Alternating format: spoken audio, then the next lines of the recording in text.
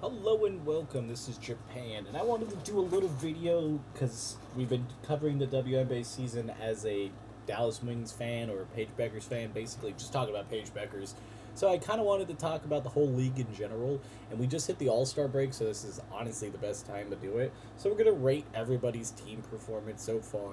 Obviously, I've seen a lot of these. Oh, I've seen every team that's played against the Dallas Wings, but I've watched other games too, just to see how they go against each other. Because the season, honestly, has been very enjoyable, and the league is in a very healthy, good spot right now because there's so many good teams and so many good players that teams are very competitive. Even though there's a few teams that are towards the bottom of the league and still, trying to figure out a way with like I said, we're at the All Star break, so there's a lot of stuff that could still happen. The season still has some good time left in it, so I'm gonna rate them from S to D on how well they're playing, how well the team is, and maybe talk about a little bit of their future. So we go with the Chicago Sky, who I think are in a very weird limbo right now because they have 7 wins, and 50. They're 7-15.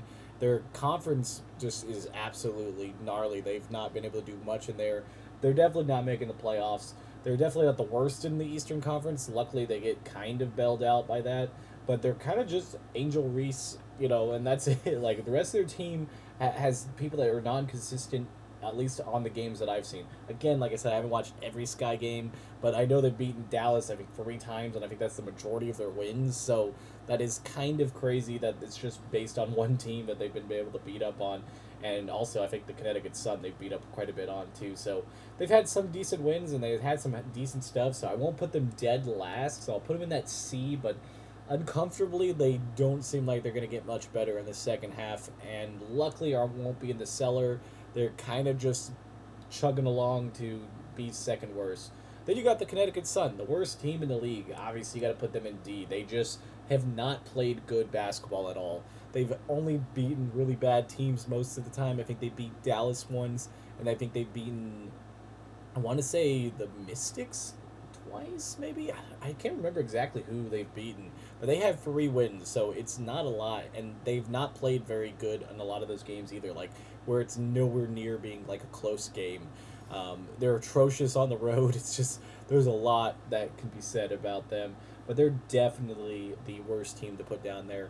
And then you got the Dallas Wings, who we've been covering. And other than the future, I think their future is very bright. They got, obviously, Paige Beckers, who's been phenomenal this year. They got James. They got JJ. Like, they got a bunch of rookies. And I'm hoping that, depending on how the season goes, obviously I want them to win more games. But if they lost out the rest of the year and got the second overall pick, I wouldn't also be upset with that because they could get somebody to really put this team together and for the future. I mean, that's the good thing with the draft and all that type of stuff, and especially in WNBA, there's a lot of people out there that have a lot of talent. And coming up into this next year, there's a few good gems in that draft class that they could really, build on. So I'm gonna put them in D, even though I've covered them all year. You'd think I'd want to put them a little bit higher, but I honestly can say that they have been heartbreaking. They should definitely have more than 6 wins. They should probably be about 11 wins on the year, but they've played so poorly that they haven't gotten them those wins. Like you can say all you want about games that you should have won, but if you're not winning them, it does not matter. Next up is the Dream. The Dream are an interesting team because they do a lot of stuff well and they do a lot of stuff bad, and I really just don't expect them always to get wins, but they squeak out wins when they shouldn't. They're currently second in the Eastern Conference, but they haven't played like the second best team in the Eastern Conference. I think once the Fever get Caitlin Clark back to full strength and they get all their stuff together, they're probably going to get lapsed by him. But I guess I'd put them in B because, I mean, technically they have a better record, but I think they're playing a worse conference than the Western Conference, and that's why they're in second place. If they were in the Western Conference, even if they just put them in there, they would be the fourth best team just by record wise instead of second. So that is a big deal. Next up is Golden State. They've been a phenomenal team being their first year. They've really turned it around in certain games. I think that they're a kind of a hot team. Obviously, right now on a huge loss streak, but they were hot before that. They actually were above 500 at one point, right before those 3 losses that they just took. I think they have a lot to build on and a lot to do because obviously a brand new team. But I think it's definitely something that looks good. I'd probably put them around the same that I put the Dream, which is kind of crazy. But like I feel like the Valkyrie are still winning, and like if they didn't play in that if they played in that Eastern Conference, they probably would be much higher. But playing against a lot of these good teams in the West kind of battered you down. Next up is the Indiana Fever. I think is another good B team. I think Caitlin Clark will definitely make this team rise up into the A range in the next couple weeks. I think they need to get some more wins. They play like a team that is around 500 all the time. They should be playing higher. They have a really decent bench and a decent starting five that's really in that, like I said, West or that East Coast and Eastern Conference. They should be dominating a lot better. Obviously not first place, but they should at least be in second place. So we'll see how that goes. I think they got some decent teams to beat up on the next couple weeks. So I think this is their time.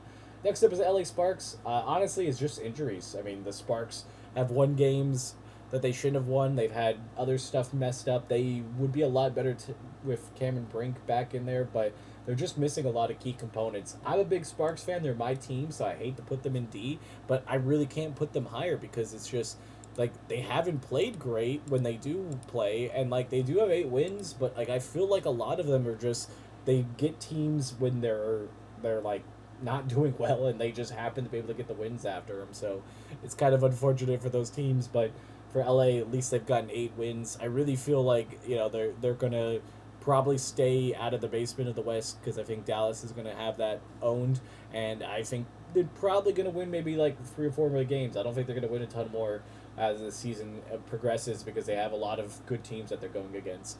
Next up are the Mercury. The Mercury are one of these teams that I feel like has played better of recent weeks or like last couple weeks. Obviously, they're 7-3 in the last 10 games, so that's at least a little bit of it. They do have some good games against Dallas soon, so that's going to also really rebound them. And I think overall the team plays good, but it's like an overall team experience that everybody has to step up because when they don't have a lot of production on that starting five, they kind of struggle sometimes where they need somebody to step up. And it could be a big changer. They have 15 wins. They're kind of a surprising 15-win team to me. Like, they've played really well, but I'm surprised that they've gotten so many victories. They just know how to close out games and catch back up in certain games too, and I think that's been why they're a pretty solid A team. I wouldn't put them up in S tier like some of the other teams that I'm going to put up there, but I just feel like they're on that cusp that they could go on a huge losing streak at any moment because stuff doesn't go their way, or they could be the best team overall if they just get everything put together on all cylinders. Then we go up to the Lynx, obviously the best team right now. They're 20-4. They're playing great. I'm surprised they even have 4 losses. But they've just went out there and played great basketball. They had a lot of injuries at the start of the season. People are getting healthy. People are getting in their defined roles, and they're scary. And I think they are a very good team, especially being in that Western Conference. That's a pretty stacked. I think them winning a few more games can really solidify that they're going to win this conference and possibly make a deep run into the playoffs.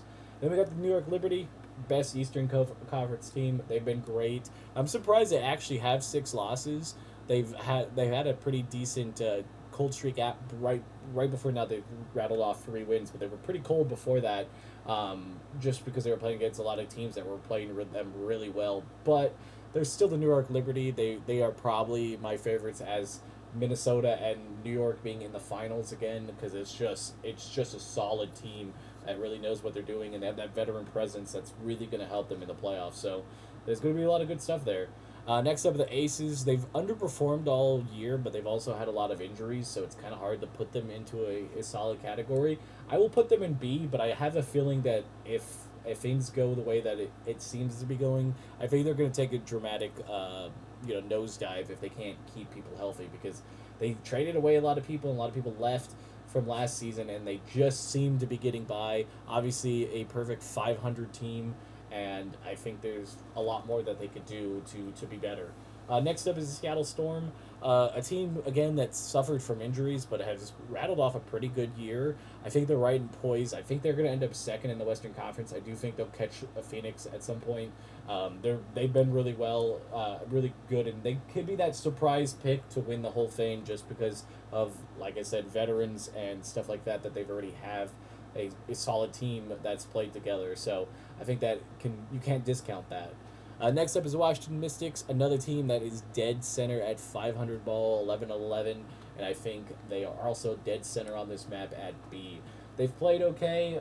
They've lost to teams that they should beat, like Dallas, and they've won against teams that they shouldn't have. It's been a crazy season for them, and yeah, that's the best way I can put it for them, is that they've been completely average. So yeah, if you guys like this, we've been covering Paige Beckers on this channel. So if you like that, just mosey on over. We've got a whole list of WNBA stuff. So if you like that type of stuff, and we're gonna probably be following either the new team next year. We'll probably be doing something next year. I'm really excited to see what we do, and we will be obviously covering the season for the rest of this year. So if you like it, don't forget to like, comment, subscribe.